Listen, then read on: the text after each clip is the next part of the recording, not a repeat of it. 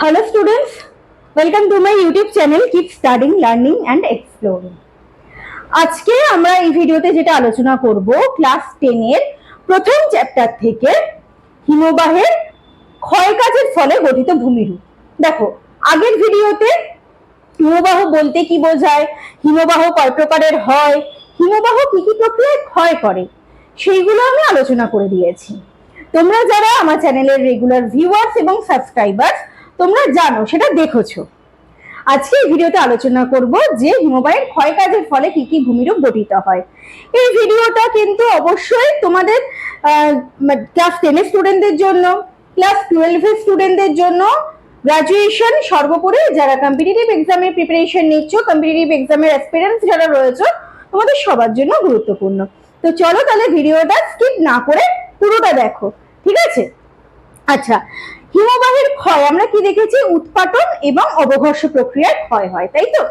তো যত ধরনের ভূমিরূপ রয়েছে, নদী যেমন যেদিক দিয়ে প্রবাহিত হয় সেইখানে বিভিন্ন ক্ষয়ের ফলে, যেমন মানে ক্ষয়ের কাজের ফলে বিভিন্ন ভূমিরূপ তৈরি করে, হিমবাহ তাই যে জায়গা দিয়ে যায় সেই জায়গায় কিছু তার নিদর্শন রেখে যায়। প্রথম যেটা আমরা দেখতে পাবো সেটা হলো কড়ি বা সার্ক। কড়ি বা সার্ক যদি আমরা অরিজিনালি কোনো এরকম ভূমিরূপ দেখি, আমি স্ক্রিনে দিয়ে দিচ্ছি, তোমরা দেখে নাও, যে সেটা না অনেকটা হাতল ছাড়া একটা চেয়ারের মতন। যেমন ধরো আমাদের বাড়িতে প্লাস্টিকের চেয়ারগুলো যেমন থাকে না, হাতল নেই, এমনি একটা চেয়ারের মতো, ঠিক সেই রকম তাকে আমরা বলবো কড়ি বা সার্ক। এর উপরের অংশে কি হয়? উৎপাটন প্রক্রিয়া কাজ করে, ঠিক আছে? নিচের অংশটা অবঘর্ষ প্রক্রিয়ায় বেসিনের মতো একটা ভূমিরূপ তৈরি হয়, আর সামনের অংশে কি হয়, মানে এই জায়গাতে ক্ষয়জাত পদার্থগুলো সঞ্চিত হয়ে চৌকাঠের মতো ভূমিরূপ গঠন করে। তো এই কড়ি বা সার্ক বিভিন্ন জায়গায় বিভিন্ন দেশে বিভিন্ন নামে পরিচিত। যুক্তরাষ্ট্র, ইংল্যান্ড, স্কটল্যান্ডে কড়ি, ফ্রান্সে সার্ক, তারপরে জার্মানিতে কার, স্ক্যান্ডিনেভিয়ায় বাটন, এইরকম নামগুলো আমি সব পরপর স্ক্রিনে দিয়ে দিলাম তোমাদের সুবিধার্থে, যাতে তোমরা অবজেক্টিভ কোয়েশ্চেনের জন্য রেডি করতে পারো। আচ্ছা, এই সার্ক বা কড়ি এই নামটি দিয়েছেন বিজ্ঞানী সার্পেন্টিয়ার। এই যে উৎপাটন এবং অবঘর্ষের ফলে ক্ষয় হয়ে এই ধরনের ভূমিরূপটা তৈরি হচ্ছে, যার ফলে সার্কের আমরা তিনটে অংশ দেখতে পাই। যেমন এই যে উৎপাটন প্রক্রিয়া একদম সামনে, দেওয়ালের একদম সামনে যে উঁচু অংশটা, সেটাকে বলা হয় হেড ওয়াল। অবঘর্ষের ফলে যে জায়গাটা নিচু হয়েছে, বেসিনের মতো তৈরি হয়েছে, সেই জায়গাটাকে বলা হয় বেসিন। আর যেখানে ওই ক্ষয়জাত পদার্থগুলো সঞ্চিত হয়ে চৌকাঠের মতো ভূমিরূপ তৈরি করেছে, সেই জায়গাটাকে বলা হয় থ্রেশহোল্ড। পরবর্তীকালে এই বেসিন জায়গাটায়, বেসিন যে অংশটা রয়েছে সেখানে জল জমে তৈরি হয় কড়ির হ্রদ, বা তাকে বলা হয়, তার অপর নাম হলো টার্ন। উদাহরণ হিসেবে বলা যেতে পারে যে আন্টার্কটিকার ওয়ালকট সার্ক হলো পৃথিবীর উল্লেখযোগ্য একটি সার্ক। এর যে ভূমিরূপটা আমরা দেখতে পাবো সেটা হলো এরিটি। এরিটি কিরকম বলতো? ধরো মনে করো পাশাপাশি দুটো কড়ি বা সার্ক রয়েছে, বা তুমি পাশাপাশি দুটো ওরকম হাতল ছাড়া চেয়ারকে বসিয়ে দাও, তাহলে তাদের মাঝখানে যে শৈলশিরার মতন যে ভূমিরূপটা, সেইটাকে আমরা বলবো এরিটি। অ্যাকচুয়ালি এরিটির কথাটার মানে হলো তীক্ষ্ণ শৈলশিরা, ঠিক আছে? তো এরিটির দুপাশের ঢাল খুব মানে তীক্ষ্ণ হয়, খুব তীব্র হয়, খাড়া ঢালযুক্ত ভূমিরূপ, এবং এই এরিটি জলবিভাজিকার রূপে অবস্থান করে। কোনো সময় দেখা যায় যে ধরো এরিটির কোনো একটা অংশ, মানে এখানে একটা কড়ি থাকবে, এখানেও একটা কড়ি থাকবে, বুঝতে পারলে তো? এবারে মনে করো এরিটির কোনো একটা অংশ হয়তো ভেঙে গেল, তো সেই ভেঙে যাওয়া অংশ দিয়ে যাতায়াত করা যায়, এইগুলোকে বলা হয় কোল বা পাস, বা যেগুলোকে আমরা গিরিখাত বলে থাকি। আমরা আল্পস পর্বতমালায় বা ভারতের যে গঙ্গোত্রী হিমবাহের নীলকণ্ঠ চূড়া রয়েছে, সেখানেও আমরা এই এরিটি ভূমিরূপ দেখতে পাবো। এরপরে আমরা যে ভূমিরূপটা দেখতে পাবো সেটা হলো পিরামিড চূড়া। কোনো পর্বত শৃঙ্গের চারপাশে যদি অনেকগুলো সার্ক থাকে তাহলে সেখানে উৎপাটন প্রক্রিয়ায় মস্তকমুখী ক্ষয়ের দ্বারা কি হয়, সেটা তাহলে অনেকটা তীক্ষ্ণ শীর্ষ বিশিষ্ট একটা ভূমিরূপ গঠিত হয়, যেটা অনেকটা পিরামিডের মতো দেখতে। সেই ধরনের ভূমিরূপকে বলা হয় পিরামিড চূড়া। এর অপর নাম হলো হর্ন। কেন বলতো? কারণ আল্পস পর্বতমালা এই ধরনের একটি ভূমিরূপ আছে, তাকে বলা হয় ম্যাটারহর্ন। সেই ম্যাটারহর্নের নাম অনুসারে পিরামিড চূড়াকে বলা হয় হর্ন। পর্বতের অভিক্ষিপ্তাংশগুলোকে আমরা বলি স্পার। তো পর্বতের অভিক্ষিপ্তাংশগুলো পার্বত্য উপত্যকায় যখন আড়াআড়ি ভাবে নেমে আসে তখন কি হয়, হিমবাহ সেইগুলোকে কেটে সোজা পথে, সরল রৈখিক পথে অগ্রসর হয়, অবঘর্ষ প্রক্রিয়ায় ক্ষয় করে।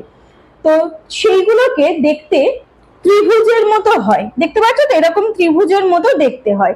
এইগুলোকে বলা হয়, এই অভিক্ষিপ্তাংশগুলো যখন কেটে অবঘর্ষ ক্ষয় কাজের ফলে যখন কেটে এইরকম ত্রিভুজের মতন আকৃতি ধারণ করে তখন সেইগুলোকে বলা হয় কর্তিত শৈলশিরা।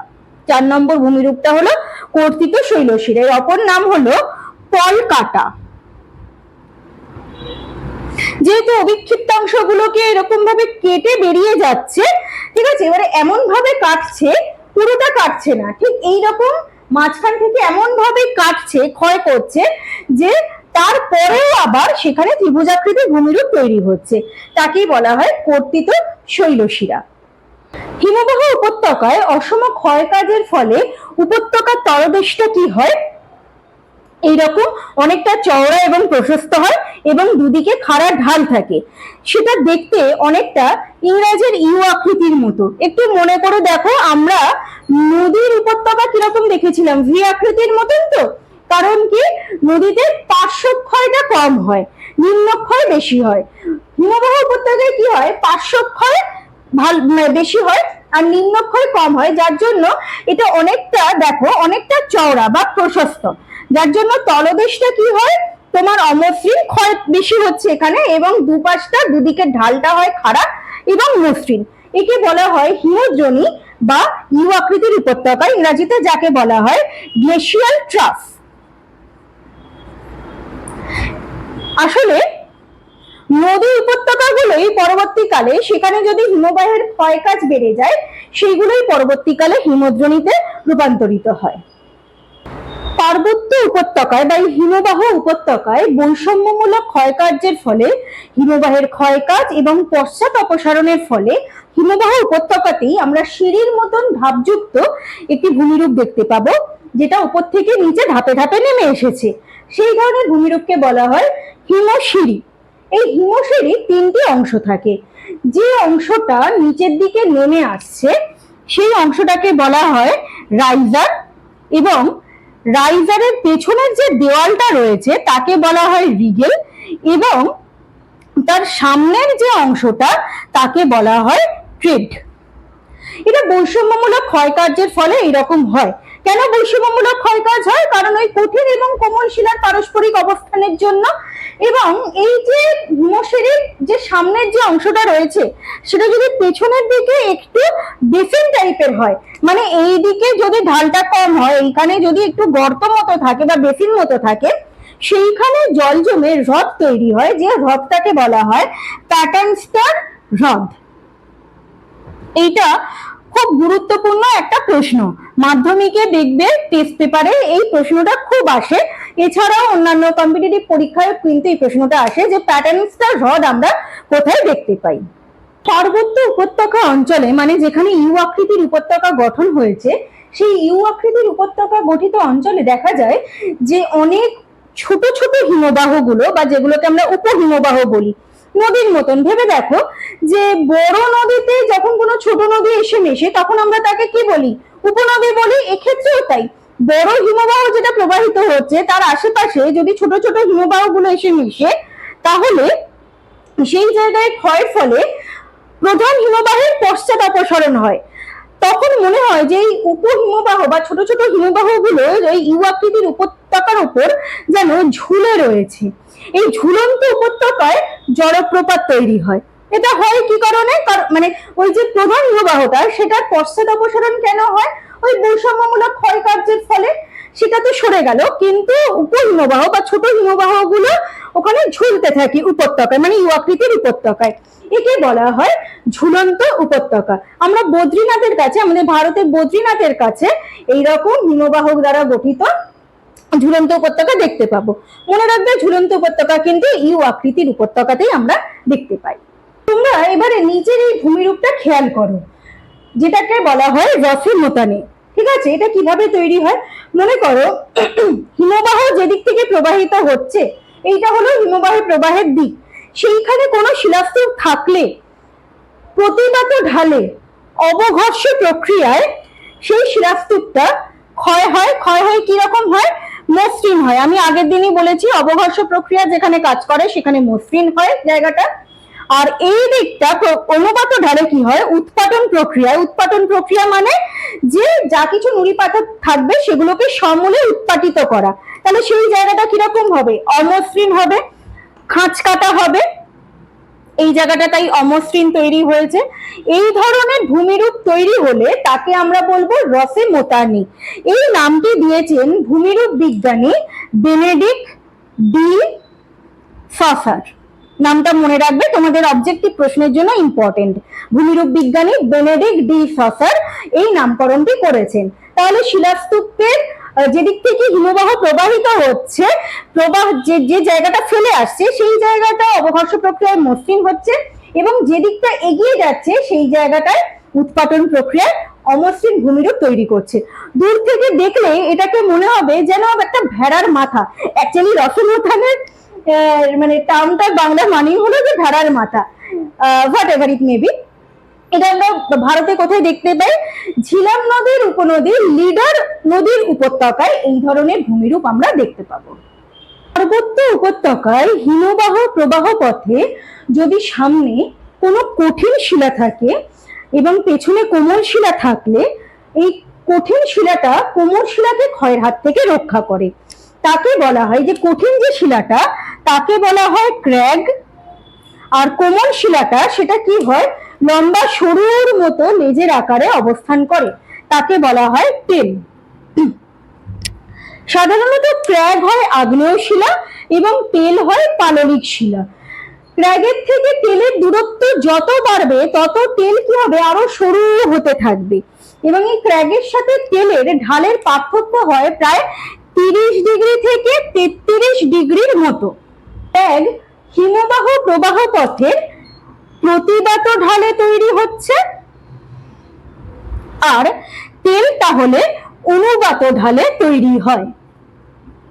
এই ধরনের ছোটখাটো বিষয়গুলো তোমরা খুব ভালোভাবে মনে রাখবে, ডেসক্রিপটিভ কোশ্চেনের আনসার লিখতে গেলেও কিন্তু কাজে লাগবে।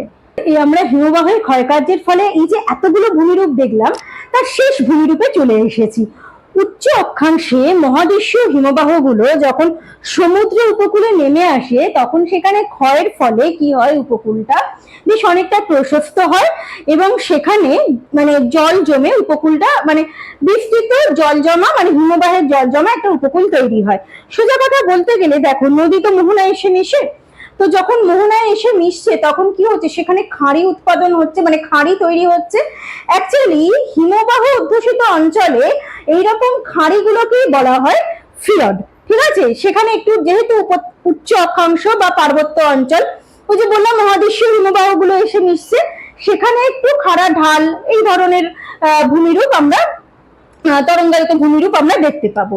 ঠিক আছে, যদি সেই মানে হিমবাহ দ্বারা ক্ষয়কার্যের ফলে উপকূলটা যদি অনেকটা মানে বিস্তৃত হয় তখন তাকে আমরা বলবো ফিয়র্ড, আর যখন সেটা ছোট হবে, ছোট ও অগভীর হলে তখন আমরা তাকে বলবো ফিয়ার্ড।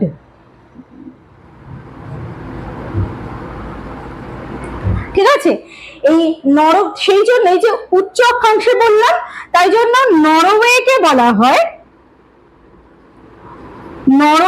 বলা হয় ফিয়র্ডের দেশ, আর সুইডেনকে বলা হয় ফিয়ার্ডের দেশ।